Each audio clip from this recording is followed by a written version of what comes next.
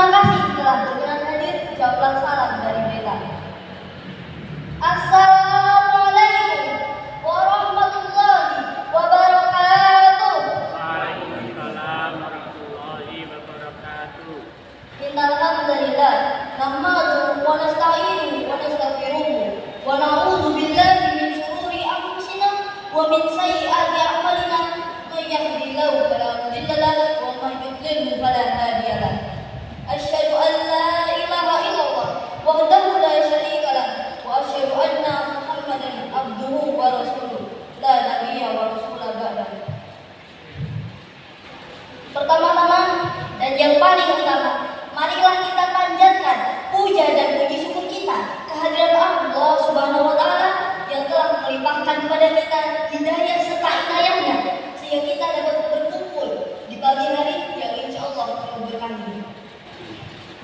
Kedua kalinya, sholawat serta salam tak lupa kita haturkan kepada seorang proklamator yang tak pernah naik motor, kepada seorang pahlawan yang tak pernah makan bakwan, yakni junjungan kita Nabi Muhammad sallallahu alaihi wasallam yang telah membawa kita dari zaman jahiliyah menuju zaman Islam. Hadirin wal hadirat yang berbahagia, apa benar bahagia? Meski begitu, apapun keadaannya, tetap alhamdulillah alhamdulillah. Saya jadi teringat sebuah pepatah yang mengatakan, tak kenal maka tak aruf. Maka dari itu, perkenalkan, saya Naila dari SMA Muhammadiyah 3 Watuleh.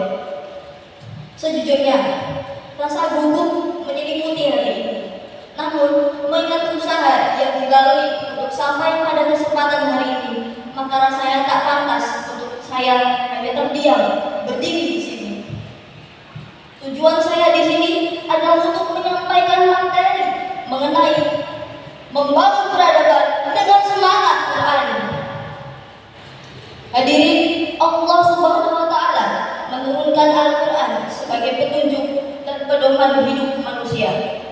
Surah pertama yang Allah turunkan kepada umat manusia adalah surah Al-Alaq ayat 1 sampai ayat 5. Yang ayat pertamanya berbunyi, Bismillahirrahmanirrahim.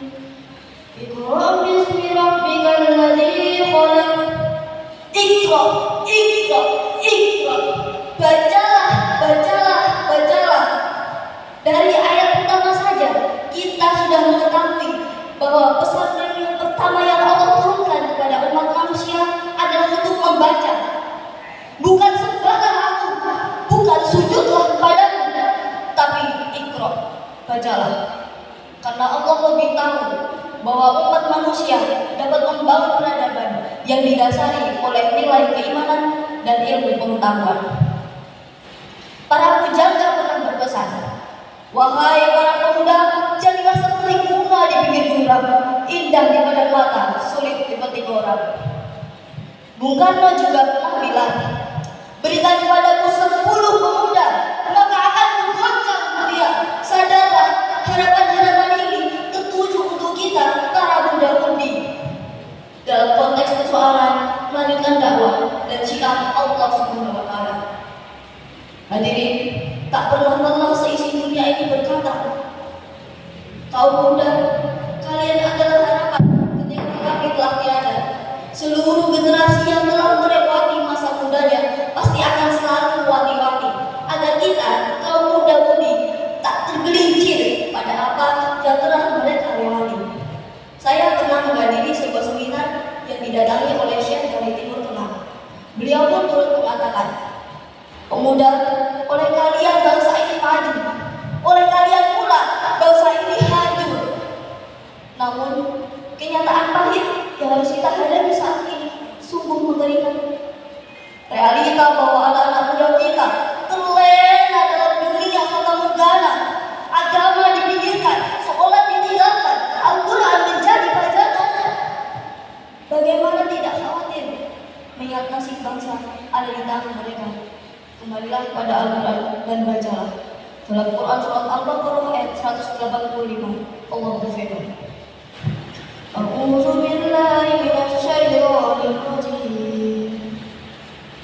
شهر رمضان الذي أنزل فيه القرآن هدى للناس وبينات من الهدى والفرقان. Yang artinya Allah Subhanahu wa Ta'ala menurunkan Al-Quran di bulan Ramadan sebagai petunjuk dan penjelasan-penjelasan mengenai petunjuk itu dan pembeda antara yang hak dan yang batil. Quran Surat Al-Baqarah ayat 185. Saudara-saudara, saya begitu yakin untuk menyampaikan bahwa tak ada umat muslim yang bodoh setelah melihat sabda Rasulullah, "Thalabul ilmi fardhatun 'ala kulli muslim." Menuntut ilmu itu wajib bagi setiap muslim.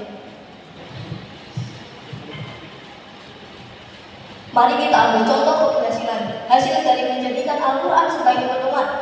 Sebut saja Samuel Leginas Spanyol, tarik El Torrento, membawa Andalusia yang saat itu kelam, penuh penderitaan, kemudian membawanya kembali kepada ajaran Al-Quran sehingga jadilah Andalusia yang sekarang sebagai mercusuar penelitian. Sosok ini adalah Tariq bin Ziyad. Ada kucing di atas dipan. Sebelum berakhir, saya ingin berpesan. Mudah-mudi, jika itulah namamu, jangan pernah merasa kecil atas apa yang kita usahakan. Karena dengan usaha kecil itulah bangsa ini dapat besar. Selalu berpegang pada Al-Quran, tidak peduli masalah kecil maupun yang besar, pasti akan selalu ada jalan keluar. Tujuan saya berdiri di sini telah tersampaikan. Adapun kurang maupun lebihnya mohon dimaafkan. Kata Dilan, jadi